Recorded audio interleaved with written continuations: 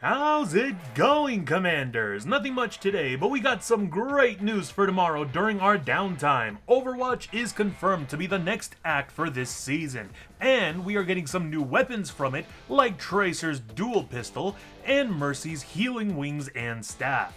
Not only that, Battle Royale's Zero build is getting a whole revamp.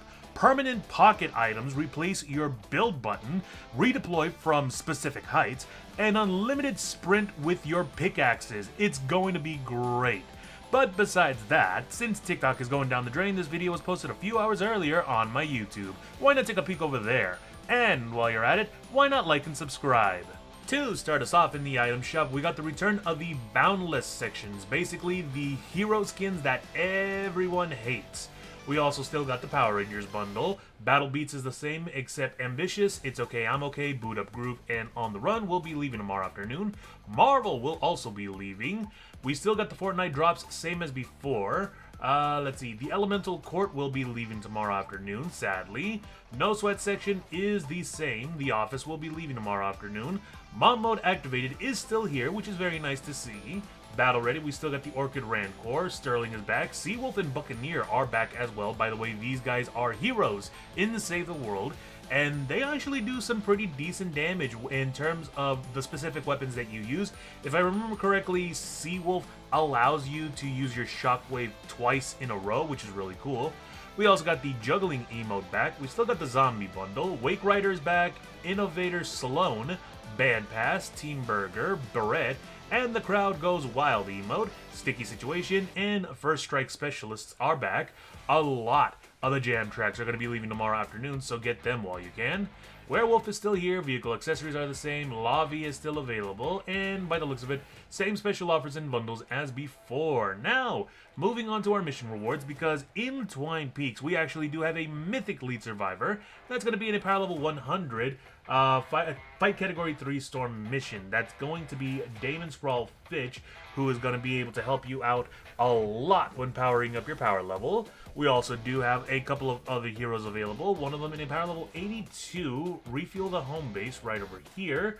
Commando Spitfire, he is a soldier with the commander perk Going Again. Decreases Going Commando cooldown by 66%, which is a huge drop in cooldown. This basically means that you are able to pull your minigun out again and again and again, which does a lot of damage, especially whenever you're doing ventures. He is one of the best heroes to have. Speaking of which, over in a power level 82, evacuate the shelter right over, where are you at? 82, right here. Support Specialist Hawk. He is another soldier with the commander perk, Combatant's Might. Decreases Warcry energy cost by 75%, which is good because Warcry actually has a 40 energy cost, meaning that's going to be a little less than half, but you are going to be able to drop that down by a bit.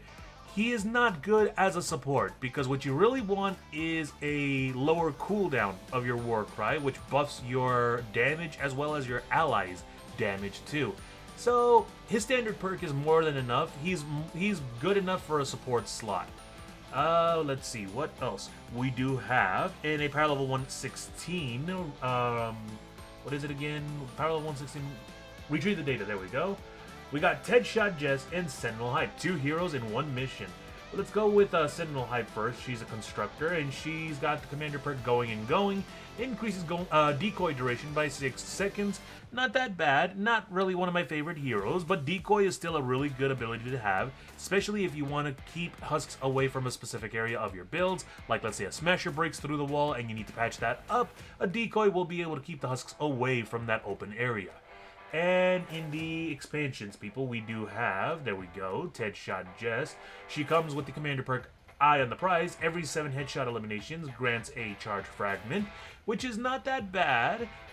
Charge fragments are very useful for Outlanders because they don't use energy whenever you're using your fragment abilities like Teddy, Shock Towers, or anything like that. You actually don't use your energy, and the cooldown for your fragment abilities are reduced whenever you have one. So it's useful, but you need 7 headshot eliminations, and the husks are very janky. It's very hard to actually headshot them, let alone eliminate them if you're in like a higher level area. What else?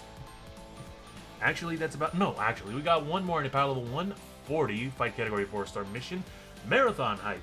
She is a constructor with the commander perk. Where are you at? Is she in the expansions, people? She looks like a normal one. Marathon, there we go. Comes with the commander perk, Long Rush. Increases bull rush distance by 6 tiles. That's also another useful ability that constructors have. The only downside is that it doesn't do a lot of damage, but it does pick up a lot of husks, keeping them away from your builds. One of the best things that bull rush is able to do is, 1, stop smashers in the middle of its charge, and 2, pick up mini bosses from the ground. You are able to keep them away from your objective, or if you want to, you are able to kamikaze them by just, throwing them off the edge of the map with you along with them. So it's a really good ability, and Long Rush will help you out. Although 6 tiles to me is a little much, 2 tile increase is not that bad. But that's just me.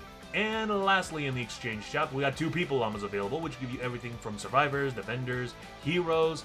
We also do have some returning heroes in the event item shop and the weekly shop too. Hybrid is a really great hero to have, especially whenever you're using Dragon Scorch.